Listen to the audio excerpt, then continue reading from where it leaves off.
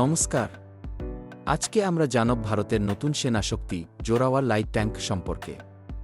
হিমালয়ের কঠিন যুদ্ধক্ষেত্রের জন্য বিশেষভাবে ডিজাইন করা এই ট্যাঙ্ক কিভাবে বদলে দিতে চলেছে ভারতের প্রতিরক্ষা কৌশল, তা চলুন দেখে নিই। 2020 সালে গালওয়ান সংঘর্ষের পর ভারতের সেনাবাহিনীর প্রয়োজন হয়ে পড়ে এমন একটি ট্যাঙ্কের, যা পাহাড়ি অঞ্চলে দ্রুত চলাফেরা করতে পারে। হেভি ব্যাটেল ট্যাঙ্ক যেমন 90-72 ওসব অঞ্চলের জন্য ভারী ও ধীরগতির।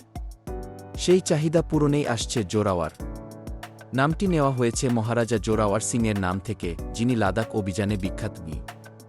চলুন এবার দেখে নিই ট্যাঙ্কটির মূল স্পেসিফিকেশনগুলো। ওজন আনুমানিক 2-5 টন, ভারী ট্যাঙ্কের তুলনায় অনেক হালকা। Engine high performance diesel engine, পাওয়া যাবে হাই অল্টিটিউডে চলার ক্ষমতা।